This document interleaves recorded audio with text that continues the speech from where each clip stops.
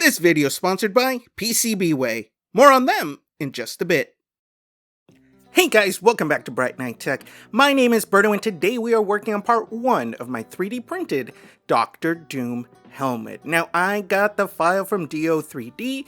This is the version I'm doing. They have a bunch of different ones, but this is the one I'm doing. You can get it there for $29. Alright, we went ahead and started with the dome piece. I printed this out on my Centauri Carbon because I wanted the best quality that I could get. Here we go. It looks like I put a lot of supports, but I actually didn't. This is only for the little front piece. I'm going to flip it over so you guys can see in just a second. Alright, pretty good quality. See, it's hollow in the middle. I just put enough to support that front piece right there. And some of the insides. Did I need to do it? I don't know. Probably not. Maybe yes. I don't know. But we're going to go ahead and take the supports off. Pretty good print. I see some rippling. I did do adaptive layering to help with that very top piece where the layers get a little thick. So it might be from that. I don't think it's the vibration because I do have a pretty good setup with the cinder block. But otherwise, it looks pretty good.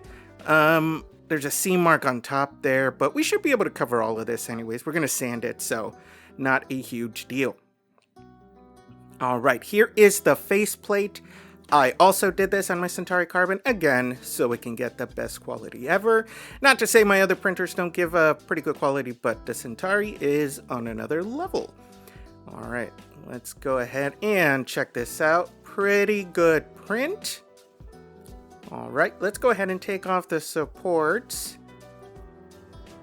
Just put a few in the back so I can just print it out, kind of just standard facing. There you go. Not a lot of cleanup in terms of like taking off the supports. It looks really, really good. I'm pretty happy with this. Let's test out how it's going to go together. Beautiful. Perfect. Pretty happy with the print results here. All right, so we are gonna get going on our sanding. So before we start sanding, we are going to do some wood filler. Now, normally what I do is that I will do a little preliminary sanding before I do this wood filler part, then do the wood filler. But because the print came out so good, I am going to go straight to wood filler. What I am going to do is I'm going to water it down a lot. So it's going to be just a very thin wood filler. Because it is fairly smooth already, this is just going to help me keep the shape without getting too gloopy and just fill in those layer lines. Having said that, at the very top where the layer lines are a little bit thicker, even with adaptive layering, I'm going to use a little more of the goopy thick stuff to kind of help cover that up, just like this. This is still a little thinner than I would want for the top here, but we'll see how it comes out. There you go. Looking pretty good. Hopefully that will work. All right, we are going to do the faceplate too. Now, I noticed what I did here is, even though I'm trying to get it pretty thin too, I ended up going a little too gloopy on this one. Kind of the water ran out after the first one. I didn't really reload it as much as I should. But here we go. It's all ready. We're going to let these guys dry overnight. And then we are going to get to some sanding.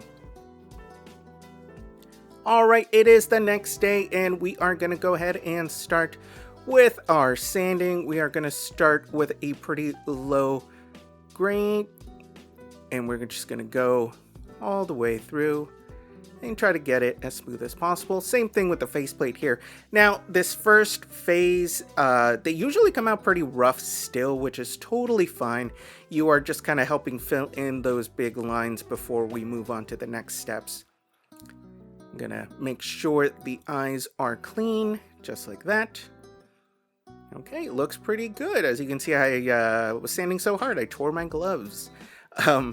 All right, we're gonna get some of that stuff off, and then we are gonna use our 2-in-1 filler sandable primer. I'm gonna cover both these things, and while I do that, let's get a message from our sponsor. I just want to take a second and thank our sponsors, PCBWay. If you don't know who PCBWay is, well, let me tell you, they are a one-stop shop for manufacturing services. They are best known for their custom PCB boards, and right now for the month of September, they are having some great discounts and events. Right now on FDM TPU prints over 20 grams, the heavier you print, the bigger the savings. So prints over 64 grams can get 80% off. Now, I'm not great at math, but that tells me that it's like paying 20% for your print. Now, this deal is only good until the end of September, so jump on that. And right now, they are also having a free purple solder mask. Add a vibrant touch to your PCB projects. Choose a purple solder mask at no extra charge. Now, this is also only available until the end of September. And don't forget to join PCBWay's design contest. The contest runs from September 1st, 2025 to January 31st, 2026. For full details, themes, and how to enter, check out the link in the description. All right, now if you follow my channel, you know that I love to do a helmet stand with most of my helmets, actually all of them. I could not find one that I liked for Doctor Doom. I found some that are meant for like bamboo printers where it's like flat. So I had to make my own. I noticed they were just geometric shapes, so I went onto Tinkercad and just made my own.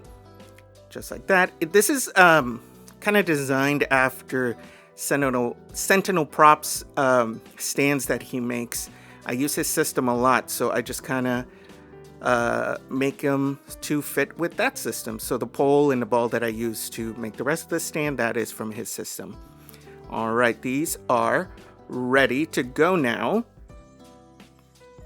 So this next bit, we're going to do a little more sanding here, and now we are going to try to get it to a good smooth place, and then we're going to go through and check for any little bits and pieces that are still not great. So I'm gonna wipe that off, take a good look.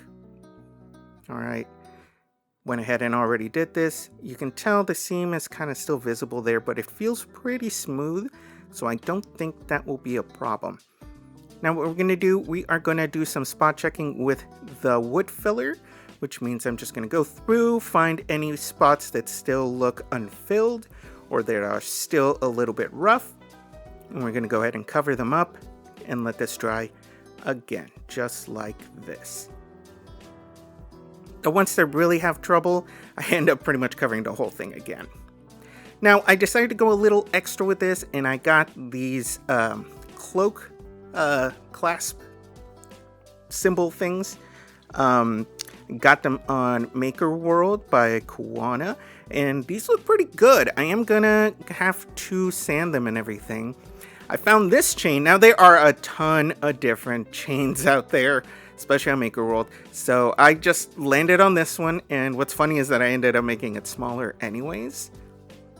All right, so I went ahead and this is all ready, and I went ahead and did these. So we are gonna get hopefully a hood, and we're gonna try to attach those, and we're just gonna go a little extra with this, so it's not just a helmet and helmet stand like all my other projects.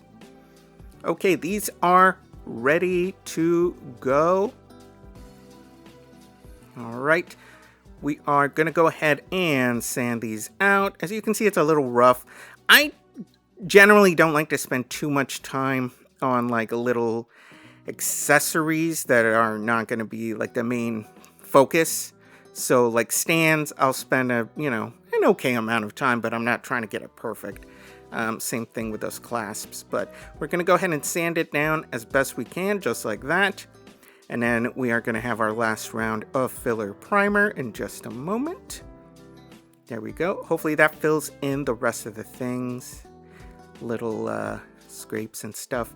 All right, we are just going to hit this really quick. I'm probably only going to do one pass on these guys. And then I noticed on the stand, just the way it printed, that it does have a lot of little gaps in the top there, and I was gonna not worry about it, but they are very they're pretty big. Chain pretty easy, just some filler primer. I'm not even gonna do wood filler, obviously. And then sandable filler primer, we're just gonna cover these. We're gonna do one last round of sanding on those, and then hopefully with the rest of the helmet as well. Just like that. Alright, gonna cover this up pretty good and then get to our last bit of sanding. Beautiful. Okay, now I did put a little bit of wood filler just on the eyes because like I said, the gaps were pretty noticeable, and even after I painted, they might just be, you know, kind of annoying to look at. Alright, this is pretty much done. Next time we are going to get to some painting and do the hood, but thanks for watching. If you have any questions, go ahead and put in the comments below. Don't forget to subscribe and hit that bell button for notifications, and we will see you next time.